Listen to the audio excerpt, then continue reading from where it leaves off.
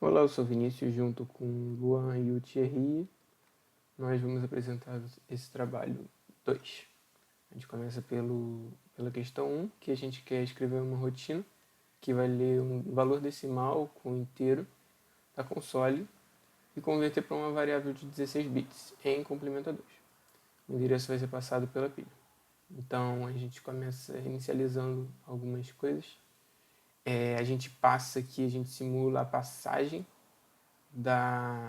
do endereço da variável. Nesse caso a gente tem a variável AUX, a gente está simulando para passar para o PTR e a gente está salvando em PTR. A gente em seguida faz a leitura da console e visto que são 16 bits, a gente vai ter no máximo 5 dígitos mais o sinal. A gente começa a leitura fazendo a leitura por trap de um caractere, a gente salva o caractere, caso tenha havido leitura, a gente salva esse caractere no PTR, no caso no endereço de PTR, né, porque é um ponteiro, e esse PTR é o AUX, é onde que a gente tem o nosso texto. Aqui a gente checa o fim da leitura, que vai ser dado por um enter na sequência de caractere, e a gente incrementa o PTR com carry de 1. Em seguida a gente aumenta o tamanho, a gente tem o tamanho que é o tamanho da sequência, e a gente volta para a leitura e a gente faz isso ciclicamente, até terminar com Enter. Aqui está mais uma inicialização. Aqui a gente faz a simulação da passagem do endereço de var para o endereço da pilha. A gente inicia o computador. A gente inicia o BCD, essa variável BCD onde a gente vai salvar toda a unidade em BCD. E a gente checa se tem menos no início, no primeiro caractere. Se tiver, a gente ativa uma flag negativa, que a gente vai tratar depois. Todos os passos seguintes eles vão ser dados como se o texto fosse, como se o número fosse inteiro e positivo. Então a gente faz a conversão desse número de caracteres para BCD. Antes vamos ver aqui. A gente lê o caractere, faz a transferência para os binários. A gente salva o sinal como flag, ignora ele, então esse 2D a gente vai ignorar ele, caso exista. A gente só vai se importar com um número positivo. A gente vai pegar esse número positivo e converter ele para número BCD. E a gente só se importa com os 4 últimos bits de cada byte. Então é isso que a gente está fazendo. A gente inicia apontando para o final da cadeia, no caso, o último valor, e a gente aponta para o final do BCD. A gente faz a leitura de trás para frente. E a nossa leitura é feita da seguinte forma: a gente repete ciclicamente, a gente salva esse char lido, que está salvo no endereço de PTR, a gente subtrai 48, que é o valor em ASCII, para o zero, né? Então a gente vai ter o valor em binário. A gente salva em BCD, em binário no caso em BCD. A gente vai incrementar o PTR, no caso decrementar o PTR de 1, que a gente está voltando para trás, e a gente decrementa o PTR do BCD também de 1. E a gente também diminui o count. Se der sinal negativo, aqui a gente checa, né? A gente checa que acabou a partir do count. Senão a gente repete e faz isso várias vezes, lendo transformando em BCD cada uma dessas partes. Em seguida a gente vai fazer a conversão do BCD para binário com o Double Double. O Double Double consiste de pegar esses valores de BCD e a gente faz um shift right sempre, com os valores entrando nessa seção aqui que representa o binário. Então a gente começa com shift right e após o shift right, quando cada byte, né, ficar com um valor maior ou igual a 8, a gente faz um sub de 3 para poder corrigir. Nesse caso, só esse que estava acima de 8 e a gente teve que subtrair 3. Aqui continua, e a gente continua fazendo shift right isso várias vezes, o que nos dá esse valor aqui, que é o BCD em binário. como a gente viu aqui, a gente inicializa o contador de shift, a gente inicializa a nossa resposta. Resposta são esses valores aqui. E a gente faz 16 iterações, porque a gente vai fazer 16 shifts até todo mundo entrar aqui nos 16 bits. A gente faz o shift para a direita da primeira posição da resposta, a gente faz o shift para a direita também da segunda posição, e a gente sempre, com a passagem do primeiro bit para o último, a gente tem que fazer essa adição aqui no final, para corrigir a passagem de um byte para o outro. A gente faz isso ciclicamente para todos aqui. Em seguida a gente faz o -3 com os valores de maiores ou iguais a 8 para cada um aqui. A gente conta aqui o shift, a gente adiciona, né? E a gente pula de volta. No caso aqui a gente checa se podemos voltar e a gente termina o fim do shift. Após o fim do shift a gente vai fazer o complemento a 2. Se aqui a gente viu que era negativo, que tem a flagzinha. Se for positivo a gente pode continuar e terminar. Senão a gente vai fazer o complemento a 2. Para o complemento a 2 a gente verifica também, se for 0 a gente também continua nesses dois casos. E para o complemento a 2 a gente subtrai 1 do valor que está em resp.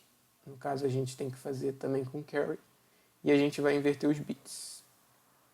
Que a gente usa um XOR com o -1, que é to 1, para fazer essa inversão. No final a gente vai pegar essa resposta e inserir na posição que foi passada por ponteiro, que nesse caso era o var. Vamos compilar e checar o resultado. A gente pode abrir a console, a gente faz a limpeza do console, executa, que a gente vai ter um loop e eu digito -1, 2, 3, 4, igual temos aqui, e vamos ver, ele faz a leitura. Em seguida da leitura ele vai começar, ele vai fazer todas as iterações que a gente falou. Aqui ele vai, nessa parte, fazer a conversão do BCD, e aqui ele vai fazer o double iterativamente. Apenas agilizar. A gente pode ver aqui ele fazendo os shifts para a direita. Então, os bits que estão aqui vão saindo daqui para cá e vão entrando no resp.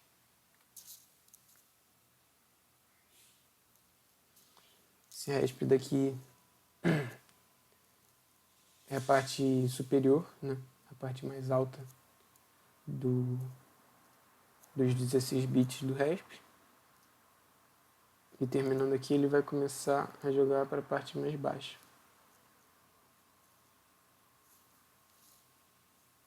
Começou a jogar.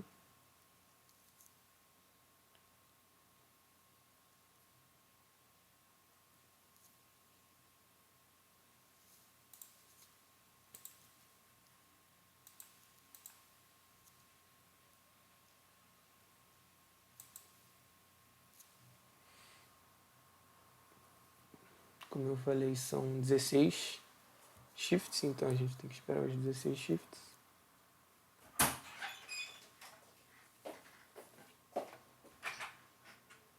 E agora finalizamos com o route e a gente tem aqui na posição final aqui o FB e o 2E, que era o que a gente estava esperando. E esse é o fim da questão 1. Olá, essa questão 2, ela consiste em obter um valor hexadecimal em 16 bits e convertê-lo para um valor decimal, printando ele no banner. De início, nós testaremos o valor -290 em decimal e o carregamos na pilha. Ao carregarmos na pilha, ele passará de decimal para hexadecimal, numa representação de complemento a 2. De início, nós queremos pegar esse valor e guardá-lo, então a gente armazena numa variável de 16 bits. A gente pega a parte alta dessa variável, que agora tem o valor que a gente passou, e verifica se é um número positivo ou negativo. Se for um número positivo, nós printamos o sinal de mais e continuamos o nosso código. Agora, se for um valor negativo, a gente vai precisar fazer um passo lá no label negativo. No label negativo, o que a gente faz? A gente primeiro printa o sinal de negativo para sinalizar que é um número negativo, então nós fazemos o complemento a 2. Esse complemento a 2 se dá porque, após sinalizado seu elemento negativo, nós só precisamos lidar com o módulo dele. A gente só precisa converter o módulo dele de hexadecimal para decimal. A gente não se importa mais com o sinal. Então a gente pode lidar só com o valor absoluto dele. A gente faz a conversão de um número negativo para um número positivo e complementa a 2. E faz o jump para conversão, porque a gente vai começar o nosso processo de conversão de hexadecimal para BCD. Então, no início do processo, nós começamos um laço. Esse conversão, é o início do processo de conversão, ele vai se repetir um certo número de vezes. Inicialmente, no laço, nós temos uma verificação se o dígito BCD ele é maior do que 5 ou não. É claro que no início do programa, por exemplo, no primeiro laço, todos os valores BCD estarão inicializados com 0, então isso não vai ser importante. Mas nas próximas iterações, os valores BCD eles vão começar a surgir e muitas vezes vão ficar maior do que 5. E essa verificação é importante porque quando o valor é maior do que 5, a gente tem que somar 3, depois a gente tem que fazer o shift. E isso vale para todo o dígito BCD. Algo que eu não mencionei é que pela arquitetura 16 bits, limitada aqui pela questão e pela arquitetura de Siemens, nós teremos no máximo 5 dígitos BCD. Cada dígito BCD vai representar um hexadecimal. Então, no final das contas, a gente tem um limite de representação de 5 dígitos em decimal. Bom, fazendo aqui, então, a soma, caso seja 5, subtraímos 5 e verificamos. Caso seja superior, nós adicionamos. Caso não, a gente checa o próximo dígito. O mesmo acontece para o dígito mais 1 aqui, o mais 2, o mais 3 e o mais significativo, que é o mais 4. Após feita essa verificação em cada dígito BCD, a gente faz propriamente o Shift Left. Aqui nós fazemos Shift Left no BCD, depois fazemos Shift Left no BCD mais 1, no BCD mais 2 e no BCD mais 3. Um grande problema aqui desse Shift Left é que os dígitos BCDs eles só precisam de 4 bits para serem representados, enquanto nós temos uma limitação que os endereços são de 8 bits. Então nós teremos 4 bits ali, 4 posições, em que a gente não quer saber desse valor, a gente não quer lidar com esse valor. Mas o Shift Left vai levar o valor do BCD para essas posições. Então, depois do Shift Left, a gente precisa ir manualmente fazendo esse carry do valor para o próximo dígito BCD. Ou seja, você tem 4 dígitos, 4 bits ali com valor no BCD. Eu dou Shift Left, agora eu tenho no meu quinto dígito, no meu quinto bit, um valor. Eu vou precisar passar esse valor a mais para o dígito BCD mais 1. Exatamente essa parte que ela se propõe a fazer isso, é de forma manual. Eu vejo a parte alta, entre aspas, porque no caso são os 4 bits mais significativos do código do dígito BCD. Então eu pego essa parte alta e verifico se ela tem algum valor. Se ela for igual a 0, então está tudo bem, a gente não tem carry, e a gente pode prosseguir para o próximo dígito BCD. Agora, se não for igual a 0, tem um carry para o próximo dígito. Então a gente pega a parte baixa, armazena no dígito BCD, ou seja, só vai ter aqueles 4 bits ali para representar o seu valor, e passamos o carry 1 para o próximo dígito. É claro que, assim como vimos acima, todos os dígitos BCDs vão precisar fazer esse mesmo processo, mas também vale a pena falar que o último dígito, por ele ser o último dígito, esse carry 1 não importa, então a gente não precisa lidar com ele. Prosseguindo, nós também precisamos atualizar nosso valor em hexadecimal. Para isso, primeiro nós vamos fazer um Shift Left na parte superior. Esse Shift Left na parte superior, o carry 1 dele vai ser para o nosso dígito BCD menos significativo. Então a gente precisa lidar com isso. E essa parte aqui você vai fazer isso. Ela vê esse carry e soma ao BCD. Então a gente pode continuar lidando com o número hexadecimal. A gente pega a parte inferior dele e dá o carry para a parte superior. Ou seja, a parte inferior ao dar Shift Left, ela pode jogar um valor para a parte superior. A gente tem que representar isso, a gente tem que atualizar isso. Então, por fim do laço, a gente verifica se nós fizemos esse processo 16 vezes ou não. Esse processo, no caso, seria essa subrrotina de conversão. Se a gente deu 16 shifts para a esquerda, nós terminamos o código e está tudo bem. Caso ainda não tenha sido verdade, a gente volta para a conversão e faz todo esse processo de verificar a soma, dar o shift, fazer o carry manualmente e ajustar o valor hexadecimal. Bom, uma vez que você fez os 16 shifts, a gente não vai para a conversão. A gente vai para a parte de printa. A parte de printar, ela vai ser encarregada de pegar esses valores que a gente tem agora em BCD e jogar no banner. Porém, há um problema aqui muito sério, que são os zeros à esquerda. Suponhamos que nós temos o valor 0. Eu não quero printar 5 zeros do BCD, eu só quero printar um zero. Ou suponhamos que eu tenha qualquer valor. Se tiver zeros nos dígitos mais significativos do BCD, eu não quero que eles apareçam no banner, então eu tenho que tratar eles. Para tratar eles, eu fiz essa variável 0. Essa variável 0, ela inicialmente é inicializada com 0, e ela vai pegando a parte baixa dos dígitos BCDs mais significativos. A gente começa pelo BCD mais 4 para printar, e ela sempre vai armazenando caso tenha qualquer dígito diferente de 0.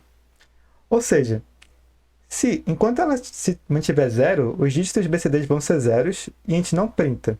Agora, uma vez que você faça um OR com um número diferente de 0, ou seja, um BCD diferente de 0, ela vai ter um valor diferente de 0 armazenado e a gente não terá mais esse print, a gente não terá mais a não printagem no valor. A gente vai ter que realmente printar tudo ali, porque nós não temos mais zeros à esquerda. Tudo ali vai ter que ser printado. Então, essa variável 0, ela lida com isso, com os zeros à esquerda. Então, nós carregamos o valor, nós fazemos um ajuste ASCII, porque o valor que a gente tem é em decimal de 0 a 9, e uma vez que a gente printa no banner, ele é considerado como valor ASCII, então a gente tem que fazer a soma equivalente ali para chegar no código certo ASCII. E isso vale para todos os códigos BCDs, a gente vai do mais significativo ao menos significativo, fazendo sempre a checagem do 0 à esquerda. E aí, então, nosso programa tem um fim.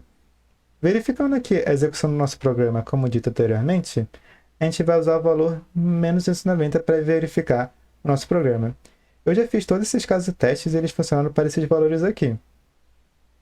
Então vamos compilar e rodar. Bom, aqui nós temos a apresentação do nosso valor 290. Aqui tem o 2, o 9 e o 0. E justamente foi o que printado. Aqui a gente tem o menos que foi printado lá no início e depois o valor agora em decimal 290, que foi o que a gente pegou aqui no início.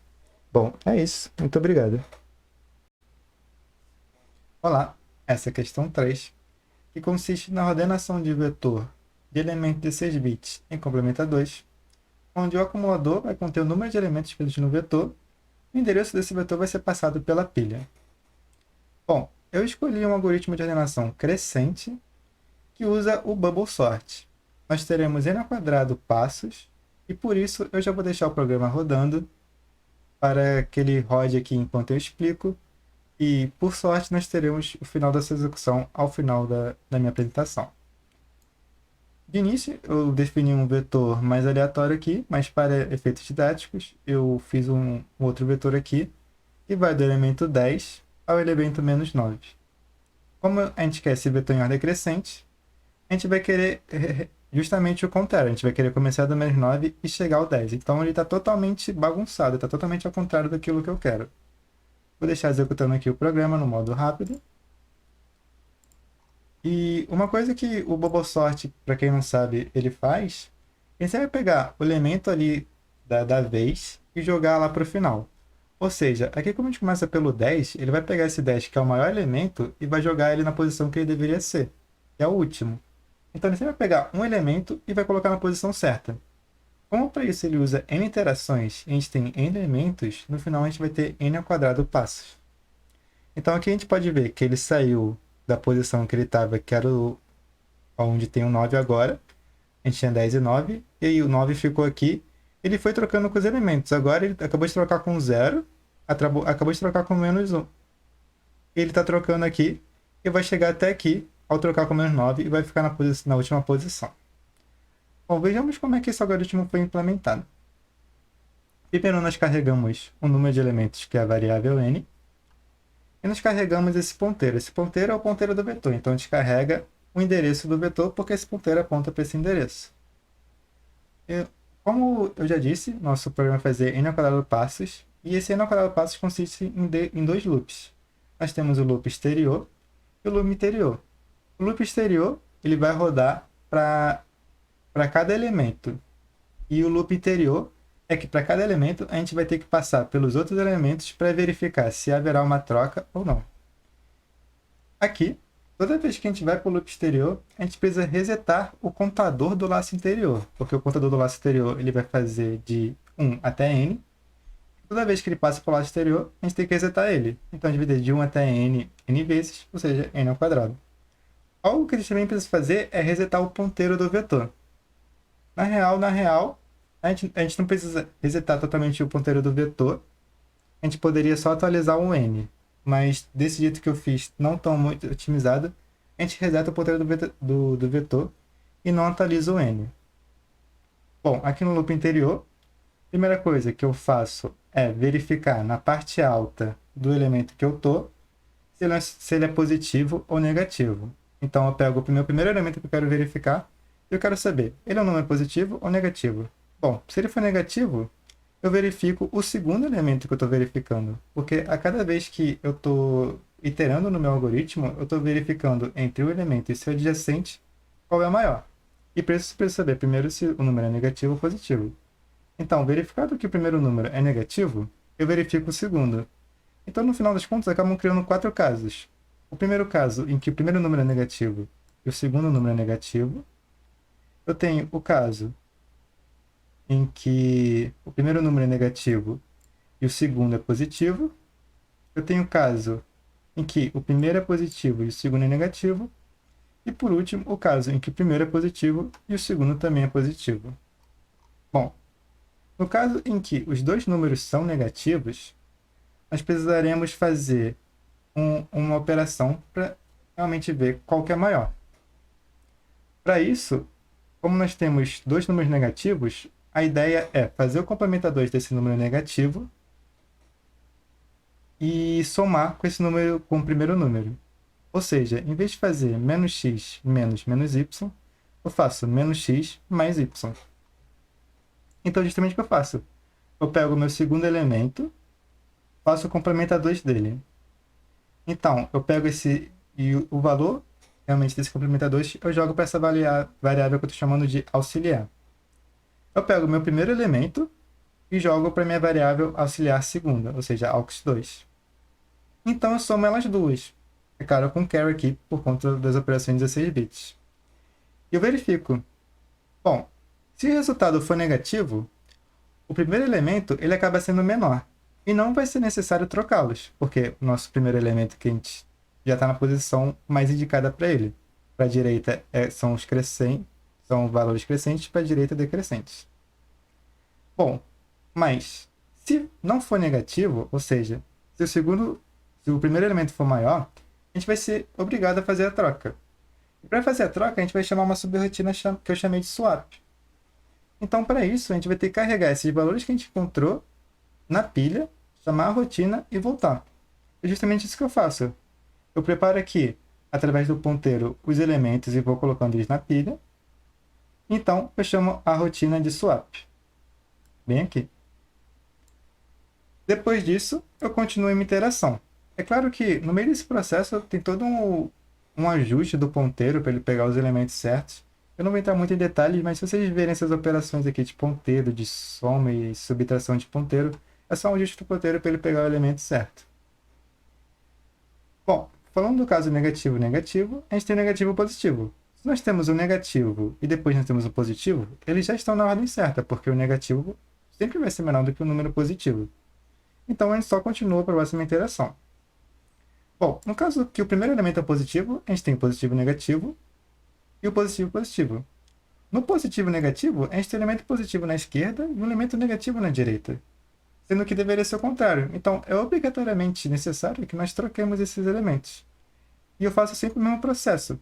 Eu ponho os elementos na pilha, chamo a rotina de swap, ajeito meu ponteiro e continuo.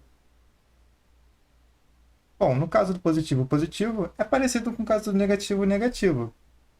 Então, o que eu vou fazer, em vez de fazer um positivo menos um positivo, eu faço um positivo mais um negativo, que é do mesmo valor que esse, só é em complementa 2 para ficar negativo.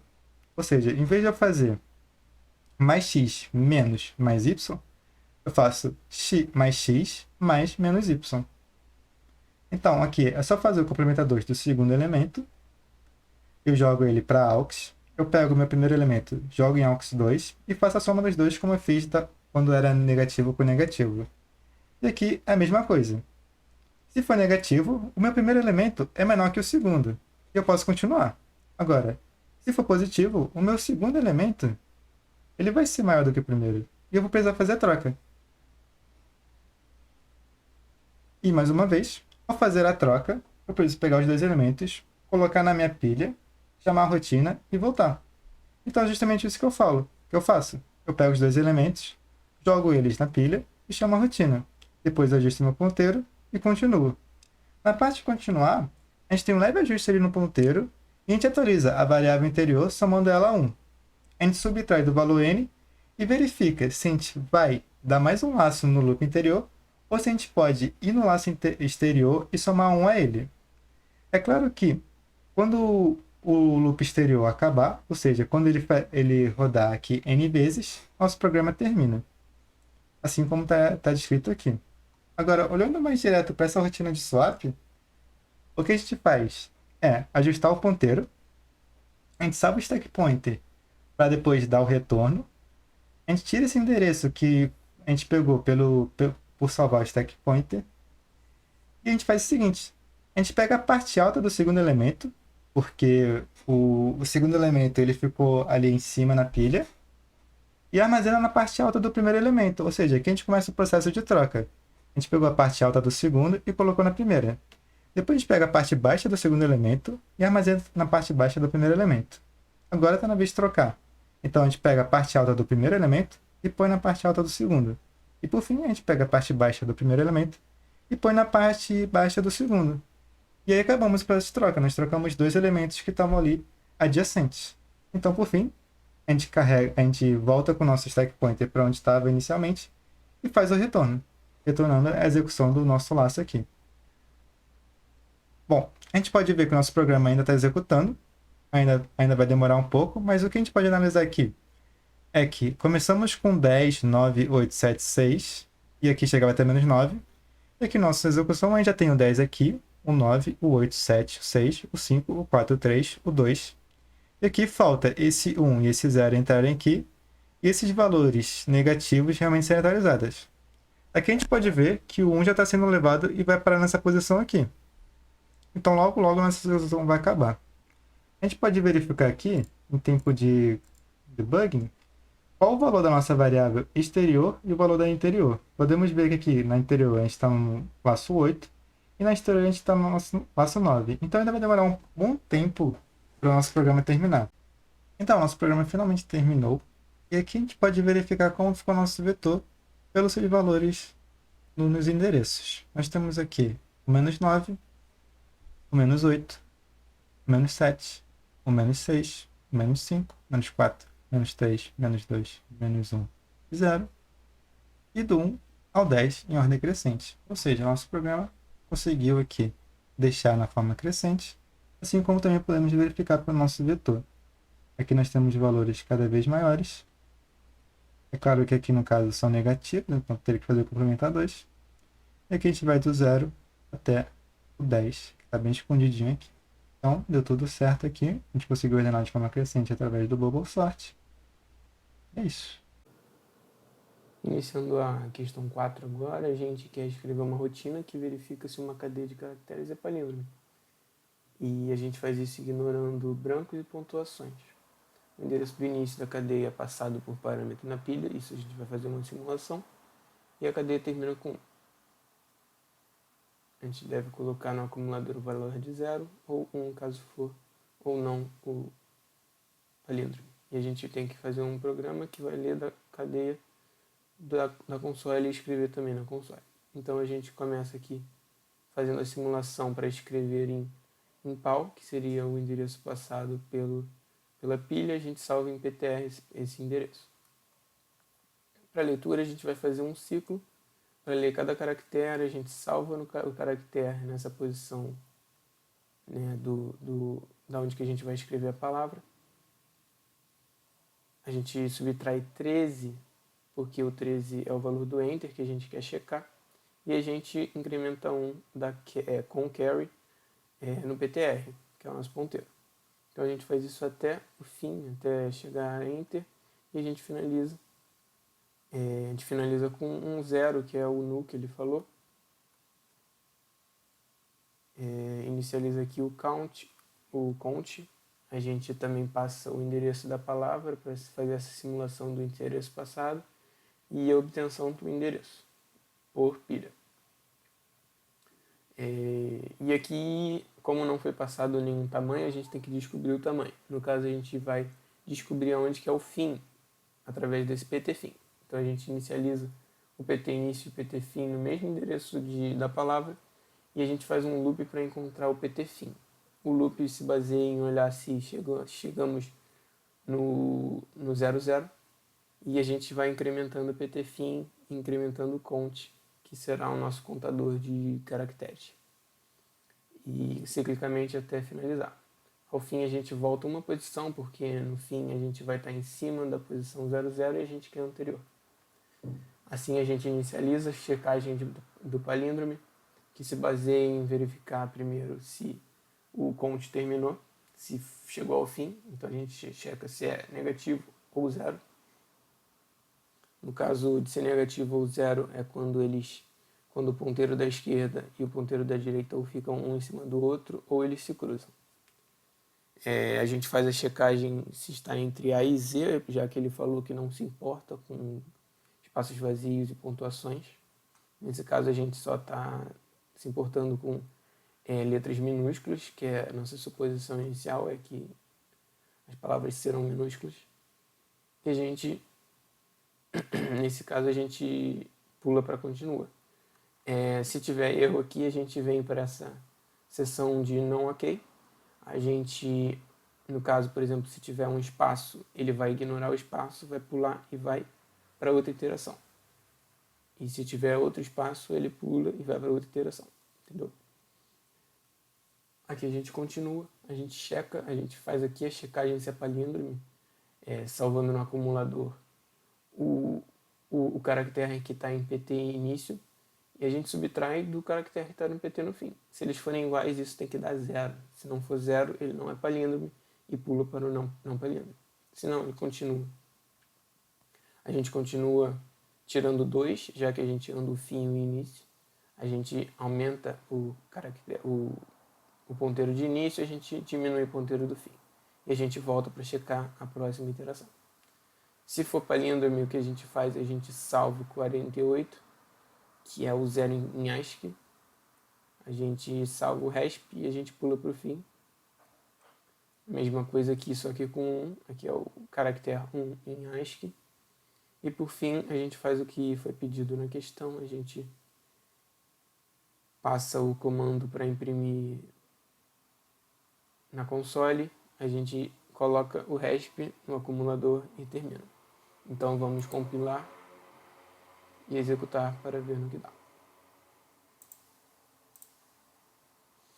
Aqui a gente vai ficar num loop até a gente escrever algo. No início eu vou escrever olá e com enter, então a gente vai escrever aqui com enter, ele vai colocar o enter, vai tirar para o 0 e a gente vai começar o loop até o fim. Tendo o fim, a gente automaticamente entra no loop para checagem de palíndrome e ele descobre que não é palíndrome, já que o O e o A são diferentes. Perfeito. Então vamos limpar aqui. Vamos dar um reset para executar novamente. Aqui a gente volta em outro índice. E agora eu vou escrever olá, espaço, alô, para checar se está funcionando certo. Então aqui a gente tem olá, espaço e alô. E aqui a gente vai ter o enter, que vai para 0. A gente vai voltar. Aqui a gente vai incrementar o pt fim, como a gente pode ver, até chegar na última posição. Depois a gente vai começar a iterar, olhando o final e o inicial, e iterando até chegar no meio.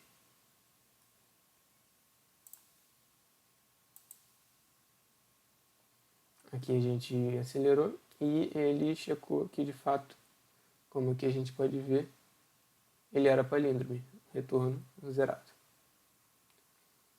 Então essa foi a questão 4 e a gente pode continuar. Bem, então aqui a gente vai ver a questão 5 da lista, de implementar o algoritmo da Torre de Hanoi, fazer uma simulação. Mas antes disso, vamos só pegar uma ideia do algoritmo que eu implementei. Existem diversas maneiras de fazer, mas eu acho que a mais simples é a recursiva. Eu fiz um diagramazinho aqui de 4 passos simples para tentar ilustrar isso. Então a gente tem 3 pinos e os N discos no primeiro pino. O algoritmo recursivo funciona basicamente assim. Você vai pegar N-1 discos e mover ele para o meio. Como que faz isso? A recursão quem vai fazer. Mas eu vou pedir para a recursão me trazer N-1 discos para o meio, para o pino do meio, que a gente chama de auxiliar. Eu vou chamar pelo menos de auxiliar. O primeiro pino eu vou estar chamando de fonte e o último de destino. Depois de trazidos os N-1 discos para o auxiliar, a gente traz o maior disco, né? O último, digamos assim, da fonte para o destino. Isso conta o nosso um passo, né? E por fim, a gente pede para a recursão novamente trazer os N-1 discos que foram da fonte para o auxiliar, agora do auxiliar para o destino, usando a fonte como auxiliar.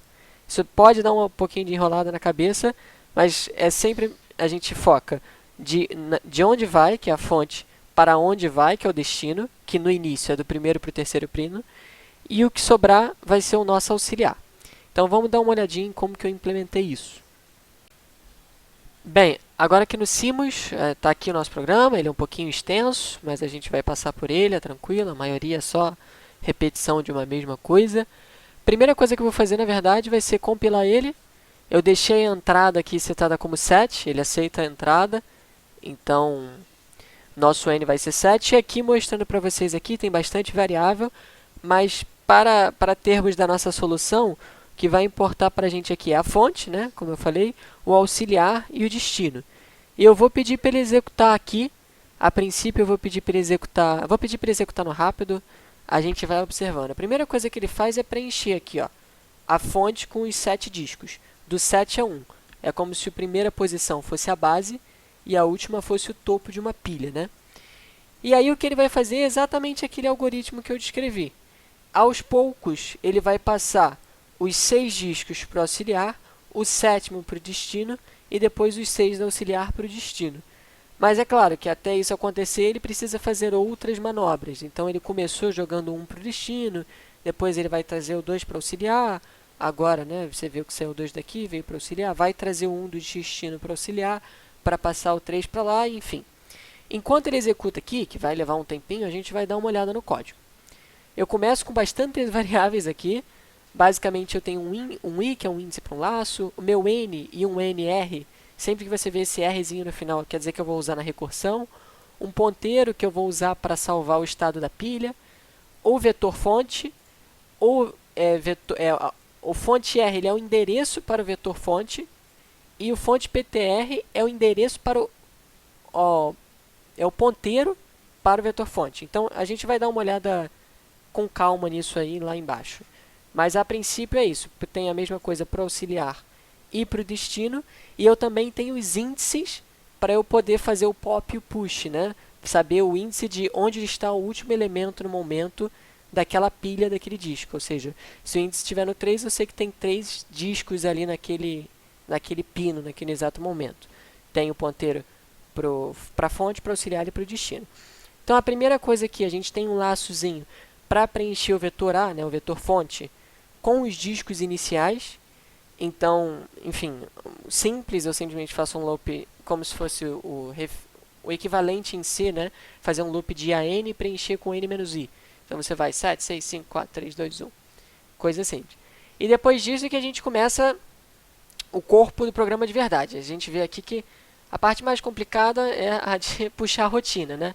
Então, eu tive que botar bastantes argumentos aqui, né? Como eu falei, a gente está trabalhando com 16 bits, então eu preciso sempre lidar com a parte alta e parte baixa, né? Que são os endereços. Então, tem o N, que é o número de discos a serem movidos, a parte alta e parte baixa do ponteiro para o índice do vetor fonte, a parte alta e baixa do ponteiro para o vetor fonte, aí a mesma coisa para o auxiliar e para o destino, e por fim a minha chamada de rotina. E aí, aqui a gente tem o fim, né, que nós veremos quando for a hora. E aí, aqui na minha chamada de rotina, eu tenho sempre que ter o cuidado, como a gente está mexendo com a pilha, né, para pegar os argumentos, de salvar o estado da pilha para poder pegar essas informações novamente depois. Então, aqui vem a operação de resgatar essas informações. E aí, como eu falei, né, tudo em variáveis R aqui, para ter certeza que eu não vou estar esculhambando as variáveis originais, né? Vou, né, só mexer aqui nas variáveis da recursão, que podem ser substituídas. E uma vez que eu li todos esses caras, eu tenho que sempre verificar se o N que eu estou tratando no momento é zero. Porque se eu tiver 0 discos, eu estou no caso base da minha recursão, né, que eu até esqueci de mencionar. O caso da minha recursão bem, se eu tenho 0 discos, eu não tenho que fazer movimento nenhum. Então, é zero. Por isso que eu verifico se o NR é zero e se for, eu vou para o retorno, ou seja, não preciso fazer nada aqui em relação a recursão nenhuma. Agora, se não for, a gente vai fazer a primeira chamada recursiva, que é pegar os N-1 discos e trazer eles da fonte para auxiliar, usando o destino como auxiliar. Para quem teve um olhar mais atencioso lá para a ordem com que eu coloquei os argumentos, vai ver que aqui eu troquei basicamente o destino com o auxiliar. Mas enfim, isso implementação acho que não vem muito ao caso. Mas aqui, muito importante também, fazer os pops, né? Embora seja bem feio isso aqui, a gente poderia mexer no stack pointer também. Para evitar dor de cabeça, eu preferi fazer o simples. Dei tanto os pops quanto eu dei pushes aqui atrás para contrabalancear a pilha, né? E eu poder resgatar as informações de novo dessa chamada recursiva. Porque eu vou ter que fazer, além do movimento do disco da fonte para o destino, também tem que fazer a segunda chamada recursiva, né? Então, dito e feito, aqui nós temos a parte em que eu movo aquele disco maior, né, o disco que sobrou da fonte para o destino. Então, se fosse um Python da vida, seria como se fosse um destino.push do fonte.pop, né? Eu tiro o disco da fonte e boto no destino. Mas ele está aqui representado. E, claro, o mais importante é adicionar 1 na minha resposta, para dizer, estou fazendo um movimento. Então, toda vez que eu passar por aqui, eu vou adicionar 1 na minha resposta, que é esse movimento do disco, que é o único que eu faço manualmente, o resto tudo é recursivo, né? E, por fim, a minha segunda chamada é recursiva, ou seja, eu vou fazer N-1 discos do auxiliar para o destino, usando a fonte como auxiliar, como eu tinha falado, né? É a mesma ideia ela que a gente explicou. Novamente, a gente faz os pops para consertar a pilha, para poder chegar aqui no final e dar o nosso retorno bonitinho, sem ter problema de endereço e etc. E, conforme acaba, né, nós temos o fim aqui embaixo. Depois que ele acabar todas as chamadas recursivas, ele vai vir aqui para o fim, onde ele simplesmente carrega a resposta, mostra no terminal e dá o halt para encerrar o programa. Aqui, na execução, tá empolgante, tá demorando um pouquinho, mas normal, são bastante chamadas recursivas, né? No caso de 7, a gente já sabe que a resposta é 2 elevado a 7 menos 1, então deveria dar uns 255. E no momento a gente tem no auxiliar aqui, a gente já vê que já tem o 6, no destino tem o 5, então a gente precisa que esse 6 venha com a ordem completa para cá, né? É isso, vai demorar um cadinho aqui ainda. Ele deve jogar o 1 agora do destino para auxiliar, o 2 do destino para fonte. E a gente pode esperar um pouquinho aí, não sei se vai demorar muito. Qualquer coisa eu posso cortar, enfim. Vamos observar aí.